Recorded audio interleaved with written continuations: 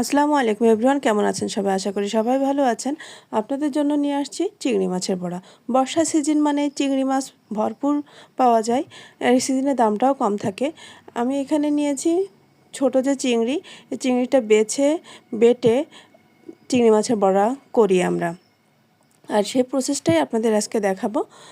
আসলে এভাবে আমরা একেবারে বেছে নিই, আর এর জন্য ছোট চিংড়িটাই, একদম ছোট না, ছোটোর থেকে একটু বড় যে সাইজের চিংড়িটা, পাতলা খোসার চিংড়ি, এটা দিয়েই করলে বেশি ভালো হয়। এই যে চিংড়ি মাছটা আমি সুন্দর করে বেছে নিয়েছি। লাগছে নারকেল, আর লাগছে মশলা, আদা, পেঁয়াজ, রসুন, কাঁচামরিচ, আর একটু সরিষা দিয়ে নিয়েছি, আর জিরা একসঙ্গে আমি বেটে নিচ্ছি। আর এখন কড়াইতে আমি সরিষার তেল দিয়ে, আমি সবসময় সরিষার তেলেই রান্না করি, চেষ্টা করি সরিষার তেলটা সবসময় খাওয়ার জন্য। সরিষার তেল দিয়েছি পরিমাণ মতন, আপনারা আপনাদের পরিমাণ মতন দিয়ে নেবেন। আর এরপরে আমি দিয়ে নেব এখানে বাটা যে মশলাটা, সেই মশলাটা আমি একসঙ্গে দিয়ে ভালো করে কষিয়ে নেব।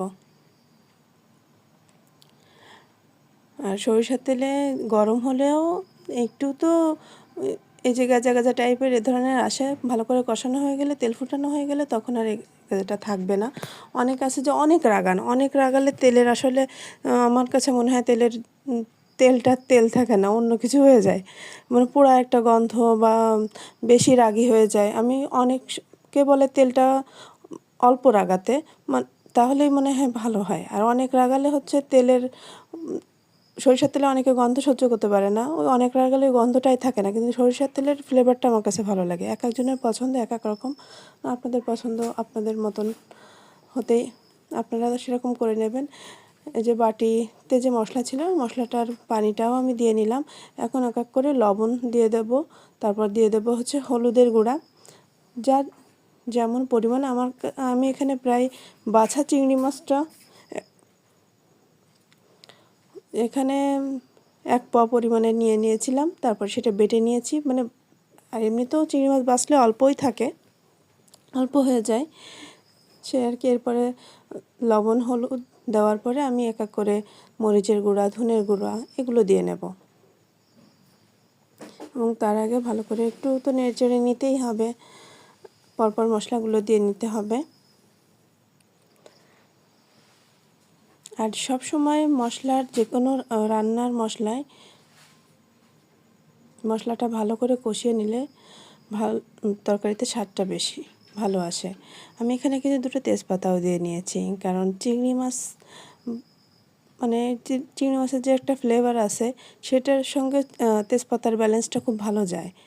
আর তারপরে আমি নারকেল দুধ দিয়ে প্রথমে অল্প করে কষিয়ে নেব, তারপরে বেশিটা দিয়ে একটু বেশ ঝোলঝোল হবে এরকম বলম উঠিয়ে নেব।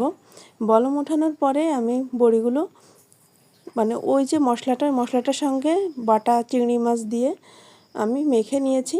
আর এই যে বলম উঠে গেছে, এখন কিন্তু চিংড়ি মাছের বড়িগুলো আমি কেটে দেব।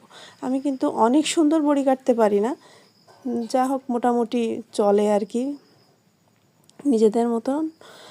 অনেকে আছে ভেজে বড়ি রান্না করেন, আমি কিন্তু ভেজে বড়ি রান্না করি না, তাহলে আমার কাছে চিংড়ি মাছের ফ্লেভারটা আসে না, ওই যে একটা স্বাদটা, ওটা কেমন যেন নষ্ট হয়ে যায়, আমার কাছে সেরকম মনে হয়। আর বড়িটা তখন শক্ত হয়ে যায়। এই যে বড়িটা আমি পানির ভিতর ছেড়ে দিচ্ছি, এতে কিন্তু এর ভিতরে যে একটা সফটনেস, সুন্দর একটা ভালো লাগা, মানে একটা টেস্টি ভাব আর রসালো একটা ভাব হয় এই নারকেল দুধের ভিতরে এরকম করে ছেড়ে বড়িগুলো দিলে।